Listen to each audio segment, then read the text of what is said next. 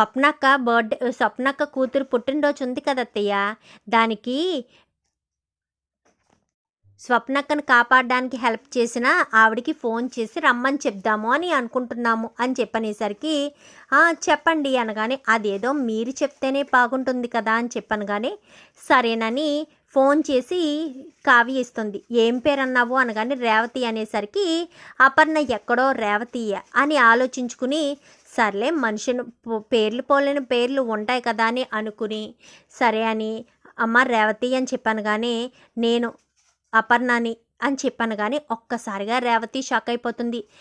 చెప్పమ్మా అని చెప్పాను. కానీ నా మనవరాలి పుట్టినరోజు, నువ్వు తప్పకుండా రావాలి అని చెప్పనేసరికి వస్తానమ్మా అని చెప్పి ఫోన్ పెట్టేస్తుంది. సరేనమ్మా, నాకు బయట చిన్న పని ఉంది, రండి కలవతి గారు అని ఇద్దరు కూడా బయటికి వెళ్తారు. వెళ్ళిన తర్వాత ఇప్పుడు మనం రేవతి అక్క దగ్గరికి వెళ్ళి రేవతి అక్క వచ్చేటట్టుగా ఒప్పించాలి. అమ్మ పిలిచింది అంటే ఖచ్చితంగా వస్తుందని అనుకోవడం తప్పే. ఎందుకంటే అమ్మ అని చూస్తే మళ్ళీ అమ్మ ఎక్కడ కోప్పడుతుందని రానని చెప్తుంది కదా అని చెప్పనేసరికి సరే అని వాళ్ళ ముగ్గురికి బట్టలు తీసుకుని ఇంకా రాజ్ కావ్య వాళ్ళ ఇంటికి వెళ్తారు. వెళ్ళేసరికి ఏంటి సంతోషంగా ఉన్నావక్క అని చెప్పాను. కానీ చాలా సంతోషంగా ఉన్నానురా, అమ్మ ఫోన్ చేసిందని చెప్పనేసరికి అమ్మనా అని చెప్పాను. కానీ అది కావ్య అని చెప్పనేసరికి ఎందుకు వదిన గారు దాస్తున్నారు, మీరెవరో ఏంటో అంతా నాకు అమ్మమ్మ గారు చెప్పారు. మీరేమీ నా దగ్గర నిజం దాయనవసరం లేదు. మిమ్మల్ని అత్తయ్య గారిని కలిపే బాధ్యత నాది అనగాని, నిజంగా కలుపుతావా అని చెప్పాను. కానీ నిజంగా మీ ఇద్దరిని కలిపే బాధ్యత నాది, మీరు ఆ విషయం గురించి ఆలోచించొద్దు అని చెప్పనేసరికి సరేనని రేపు తప్పకుండా రావాలక్క, కారు పంపిస్తాను అని చెప్పాను. కానీ వద్దులే అని చెప్పనేసరికి లేదక్క, అమ్మకు ఎదురు పడితేనే కదా నీ మీద కొంచెమైనా కోపం తగ్గుతుంది, రాన్రా అని చెప్పాను. కానీ లేదక్క రావాలి అంటూ బలవంతం మీద ఒప్పిస్తారు. ఒప్పించేసరికి మరుసటి రోజు ఉదయాన్నే బర్త్డే ఫంక్షన్ ఉంటుంది కదా, బర్త్డే ఫంక్షన్కి రేవతి రాను రాను అంటున్న రేవతిని తీసుకొచ్చేసరికి అపర్ణ రేవతిని చూసి ఒక్కసారిగా షాక్ అయిపోతుంది. నువ్వెందుకు వచ్చావు ఇక్కడికి అని చెప్పనేసరికి అది అమ్మ అని చెప్పాను. కానీ అమ్మనా, నీకు ఈ అమ్మ గుర్తుందా, ఈ అమ్మ ఇంకా బ్రతికే ఉందని అనుకుంటున్నావా, ఈ అమ్మ గురించి అంతా ఆలోచిస్తున్నావా అని చెప్పనేసరికి అదేంటమ్మా, నీ మీద ప్రేమ లేకుండా ఎలా ఉంటుంది అని చెప్పాను. కానీ నీకు నా మీద ప్రేమ ఉందా, నమ్మాలా, నమ్మేటట్టుగానే నువ్వు ఏదైనా చెప్తున్నావా అని చెప్పాను. కానీ అదేంటమ్మా అలా మాట్లాడతావు అని చెప్పనేసరికి మరి ఎలా మాట్లాడమంటావు రేవతి, నువ్వు చేసిన పరువు తక్కువ పనికి ఇంకా మేము చస్తూ బ్రతుకుతున్నాము. నా కూతురు ఎంతో గొప్ప స్థాయికి వెళ్తుందని మీ నాన్న నేను ఎంతగానో సంతోషపడి నిన్ను గొప్పగా చదివించాం. నువ్వు చివరికి ఒక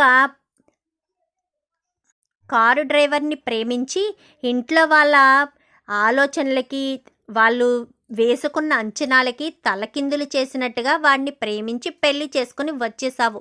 ఇలా నేను ప్రేమిస్తున్నాను, పెళ్లి చేసుకోవాలనుకుంటున్నాను అని ఒక్క మాట కూడా చెప్పలేదు. మరి అలాంటిది నీ గురించి మేము ఆలోచించాలని చెప్పాను. కానీ అది ఏ పరిస్థితిలో అయ్యిందో నీకు చెప్పినా అర్థం కాదమ్మా అనగానే, నువ్వు ఏ పరిస్థితిలో కార్ డ్రైవర్ని ప్రేమించావో నేను అనడం లేదు. మనకంటూ ఒక స్థాయి ఉంది, స్థాయి అంతస్తు చూసుకునే పని లేదా, ఎవరిని పడితే వాళ్ళని ప్రేమించేయడమేనా, వాళ్ళ కోసం కన్న వాళ్ళనే వదులుకుని వెళ్ళిపోవడమేనా, ఇప్పుడు బాగా సంతోషంగా ఉన్నావనుకుంటా అనగానే నా భర్త నన్ను ప్రేమగానే చూసుకుంటున్నాడు, కానీ నా తల్లిదండ్రులకి నాకు ప్రేమ దక్కలేదని బాధపడుతున్నాను అని చెప్పనేసరికి తల్లిదండ్రులు ప్రేమ దక్కాలి అనుకుంటే వాడిని వదిలేసే, ఎప్పటికైనా మించిపోయింది లేదు, వాడిని వదిలేసి వచ్చేసే, మేము కళ్ళల్లో పెట్టుకుని చూసుకుంటాము అనగానే అదేంటత్తయ్య అలా మాట్లాడుతున్నారు, మీరు కళ్ళల్లో పెట్టుకుని చూసుకుంటే మాత్రం తాళి కట్టిన భర్తని వదిలేసి వచ్చేమని ఎలా చెప్పగలము అని చెప్పాను. కానీ అదేంటి కావ్య, తను ఏం చేసిందో నీకు తెలీదా అని చెప్పాను. కానీ తెలుసు అత్తయ్య తెలుసు, కానీ ప్రేమించి పెళ్లి చేసుకోవడం తప్పు కాదు కదా అనగానే ప్రేమించి పెళ్లి చేసుకోవడం తప్పు కాదు, స్థాయి గురించి కూడా ఆలోచించకుండా ప్రేమించి పెళ్లి చేసుకోవడం తప్పే కదా కావ్య అని చెప్పనేసరికి ఆ విషయం తప్పే అత్తయ్య, కానీ మీరే పెద్ద మనసు చేసుకుని రేవతి వదిన గారిని క్షమించాలి, లేదంటే ఆవిడ ఎక్కడికి వెళ్తుంది, ఎక్కడికి వెళ్ళి ఎవరి దగ్గర ఉంటుంది, ఒక్కసారి ఆలోచించవచ్చు కదా అత్తయ్య.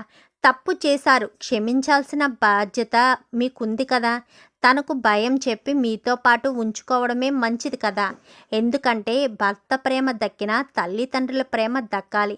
ఆవిడ ఎలాంటి స్థితిలో ఉన్నారో అర్థం చేసుకోండి. భర్తతో సంతోషంగానే ఉండొచ్చు, కానీ సంతోషంగా గడపడానికి డబ్బు కూడా కావాలి కదా.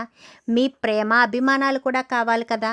మీ సపోర్ట్ ఉంటే ఆవిడ ఏదైనా సాధించగలదు. అర్థం చేసుకోండి అత్తయ్య అని చెప్పాను. కానీ ఇప్పుడేంటి, ఇన్నాళ్ళు లేనిది దానికి ఇప్పుడు మేము అవసరం వచ్చామా అనగానే, ఇప్పుడు కూడా తను మీ గురించి కాదత్తయ్య, నేను చెప్పానని ఇక్కడికి వచ్చారు. మీకు తన మీద కోపం ఉంటుందని చెప్పినా నేనే అత్తయ్యతో మాట్లాడతానని చెప్పి తీసుకొచ్చాను. నా మాట కాదనకండి అత్తయ్య. కావ్య ఏం చేసినా కరెక్ట్గానే చేస్తుందని మీరు బాగా నమ్ముతారు కదా. మరి నా మీద ఆ మాత్రం నమ్మకం లేదా మీకు? కావ్య చేసింది కరెక్టే అయ్యుంటుంది అని మీరు ఎప్పుడూ అనుకుంటారు కదా. మరి ఇప్పుడు నమ్మడం లేదా అని చెప్పి అనేసరికి, అది కాదు కావ్య అని చెప్పాను. కానీ ప్లీజ్ అత్తయ్య, నా కోసం రేవతి వదిన్ని క్షమించండి అనగానే, అవును అపర్ణ, రేవతి ఎన్నో కష్టాలు అనుభవించింది. తల్లిదండ్రుల ప్రేమ దక్కక, వాళ్ళ పరిస్థితి బాగోక ఎన్నో కష్టాలు అనుభవించింది. దొగ్గిరాల ఆడపడుచు ఎక్కడో ఉండి కష్టపడుతూ ఉంటే మనం ఎలా సంతోషంగా ఉంటాం చెప్పు. ఆడపడుచు సంతోషమే మన సంతోషంగా గడుపుతాము. అర్థం చేసుకో అపర్ణ. కోపం ఉండొచ్చు, కోపాన్ని తగ్గించుకో, పెద్ద మనసు చేసుకో. తను చేసింది తప్పే కావచ్చు, కానీ నువ్వు క్షమించలేవా? నీ కూతుర్ని నువ్వు ఎంతలా ప్రేమించావో నీకు బాగా తెలుసు. అర్థం చేసుకో అపర్ణ అంటూ ఇంకా అందరూ కూడా చెప్పేసరికి, బాగుందమ్మా, ఒక డ్రైవర్ని పెళ్లి చేసుకుని వెళ్ళిపోయిన అమ్మాయిని తీసుకొచ్చి ఇంట్లో కలుపుకోవాలా? ఇంటి పరువేం కావాలి అనగాని, నీకేం సంబంధం ఉంది రుద్రాని? నీకు ఇంటికి ఏం సంబంధం ఉందని నువ్వు మాట్లాడుతున్నావు? నువ్వు ఇంటి ఆడబడుచు కాదు. నిన్ను తక్షణమే ఇంట్లోంచి బయటికి గెంటేయాలన్నా మాకు ఎవరి పర్మిషను తీసుకోవాల్సిన అవసరం లేదు. నీకు ఇంటితో సంబంధం లేదు, ఇంటి వాళ్ళతో సంబంధం లేదు. మా ఆయన ఏదో దయ తెలిసి నిన్ను అనాథాశ్రమంలో పడేయడం మానేసి ఇక్కడికి తీసుకొచ్చారు. అదే నా బావ చేసిన తప్పు. నా బావ జీవితంలో ఏదైనా తప్పు చేశాడు అంటే అది నిన్ను ఇంటికి తీసుకురావడమే. ఒక పాముని ఇంటికి తీసుకొచ్చి ఇలాంటి ఇంట్లో పెట్టి పాలు పోసి పెంచి మంచిదాన్ని చేద్దామని అనుకున్నాడేమో. కానీ పాలు తాగినా కక్కేది విషమే కదా. నీ బ్రతుకు, నీ పరిస్థితి, నీ ఆలోచన విధానం అలానే ఉంటుంది కదా. నోరు మూసుకుని ఉండు, లేదంటే నువ్వు ఇంట్లోంచి వెళ్ళిపోతావు అని చెప్పి ఇందిరాదేవి గట్టిగా వార్నింగ్ ఇచ్చేసరికి నోరు మూసేస్తుంది. మమ్మీ, మనకు టైం కలిసి రావట్లేదు కదా. ఇప్పుడు మనం ఏం మాట్లాడినా తప్పే అవుతుంది. పైగా రేవతి కూడా వచ్చింది కదా అని చెప్పనేసరికి, అదే కదరా నా భయం. ఇప్పుడు అది ఇక్కడికి వచ్చింది, ఆస్తిలో తనకి వాటా వెళ్ళిపోతుంది కదా అనగానే, మనకే వాటా లేదు, తనకు వాటా వెళ్తే ఏంటి వెళ్ళకపోతే ఏంటి అనగానే, మనకెందుకు వాటా ఉండదురా అని చెప్పాను. కానీ నీకేమన్నా మతిమరుపు ఉందా ఏంటి? తాత ఎప్పుడో చెప్పారు కదా అసలు ఈ ఆస్తిలో మనకు వాటా లేదు అని చెప్పి. అలాంటిటప్పుడు మనకు వాటా ఎలా ఇస్తారనుకుంటున్నావు? చచ్చినా ఇవ్వరు. నోరు మూసుకుని ఉండు, లేదంటే మనకి ఈ మాత్రం నీడ, ఈ మాత్రం తిండి కూడా దక్కదు అని చెప్పి ఇంకా రాహుల్ చెప్పేసరికి నోరు మూసేస్తుంది ఇంకా రుద్రాణి అయితే. ఇంకా అపర్ణ ఆలోచనలో పడుతుంది. ప్లీజ్ మావయ్య, ప్లీజ్ అత్తయ్య అంటూ ఇంకా ఇద్దరు కూడా అపర్ణ మనసుని, సుభాష్ మనసుని మార్చే ప్రయత్నం ఎంతగానో చేస్తారు.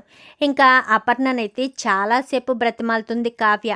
ప్లీజ్ అత్తయ్య అని ఎంతో బ్రతిమాలేసరికి ఇంకా అపర్ణ కాస్త మనసు మార్చుకుని, సరే నీకు నచ్చినట్టే చేయి కావ్య, నీ సంతోషమే నా సంతోషం అని చెప్పి అప్పుడు అపర్ణ ఇంట్లో ఉండడానికి ఒప్పుకుంటుంది. చాలా థ్యాంక్స్ అమ్మా అంటూ ఎప్పుడైతే అపర్ణను గుండెలకి హత్తుకుంటుందో అపర్ణకు దుఃఖమాగదు. ఎన్ని రోజులు ఈ తల్లి ఏమైపోయిందనుకున్నావే? కోపంలో ఇంట్లోంచి వెళ్ళిపోమనగానే ఇంట్లోంచి వెళ్ళిపోయావు. మళ్ళీ ఈ తల్లిని చూడాలని అస్సలు అనుకోలేదా అని చెప్పాను. కానీ ఎవరు చెప్పారమ్మా నిన్ను నేను చూడట్లేదని?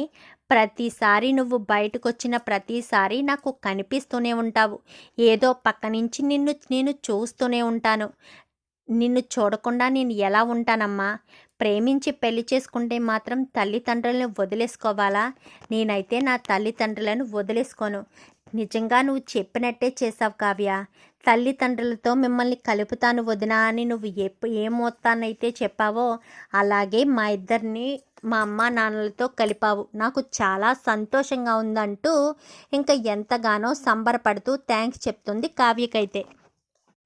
ఇంకా కావ్య రాజ్ ఇద్దరు కూడా చాలా సంతోషపడిపోతారు. రుద్రాని మాత్రం ఎప్పుడు షాక్ అవ్వడమో, ఎదుటి వాళ్ళు సంతోషంగా ఉంటే చూడలేని వార్వతనంతో ఉండడమే కదా.